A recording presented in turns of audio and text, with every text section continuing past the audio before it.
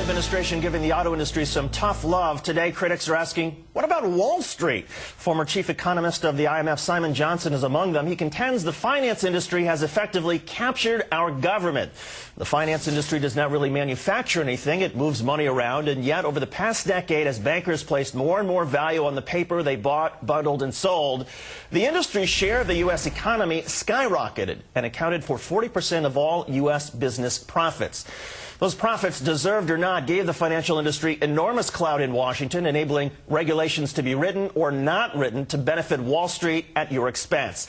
If banks are not reined in, Johnson warns, quote, what we face now could in fact be worse than the Great Depression.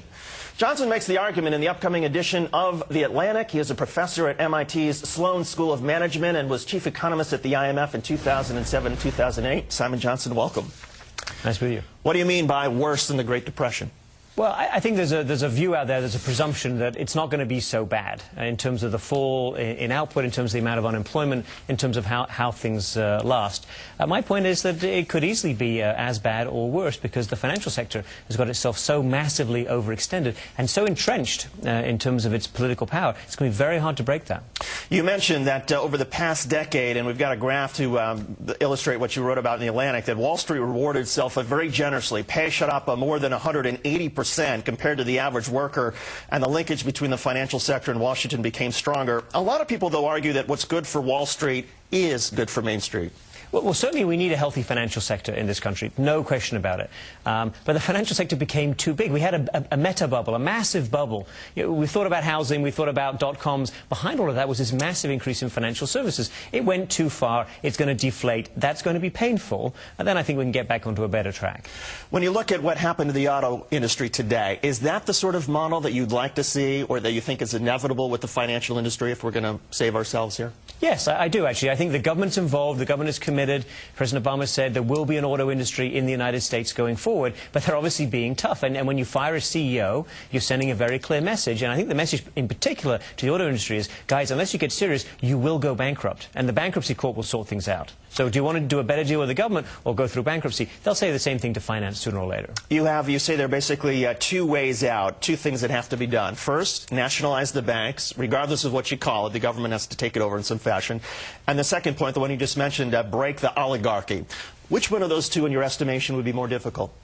Well, they're both pretty difficult. I think we've already nationalized it to some degree. We already have a degree of state control. The government actually said a couple of weeks ago that Vikram Pandit, the CEO of Citigroup, will stay on.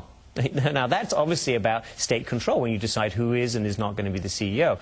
So I think it's about going to be rationalizing the way in which the state is involved, in the way that government money is committed to the banks. And then breaking the oligarchy is going to be really tough because those big banks that survive are more powerful than they were before because there's fewer of them left. I want to talk about the Wall Street-Washington corridor on that very point. Here's some of the names that have gone back and forth. Robert Rubin, who was the Treasury Secretary under the Clinton administration. Henry Paulson, the Treasury Secretary in the Bush administration. Long career at Wall Street. John Snow, Alan Greenspan. And then when you look at simply the Goldman Sachs alumni, Robert Rubin, Hank Paulson, John Corzine, why do these connections, why do they get in the way of sound policy? Because the argument is, wait a second, these people know better than anybody how to keep Wall Street greased and how to keep the economy moving. Well, obviously you need some experts. You need some people who know what's going on in the financial sector. But I think it's the degree to which we've let the top people on Wall Street become the top people in Washington and go back and forth that's a little bit unhealthy. And I hear this from a lot of people in finance, a lot of people on Wall Street working outside of these massive firms complain. They say they become too powerful and they distort the playing field away from what some people call true bankers towards these very particular kind of financial conglomerates. And the argument being that you're making is that when you take a look at AIG or some of these others, when they say they're too big to fail, that's a problem to begin with.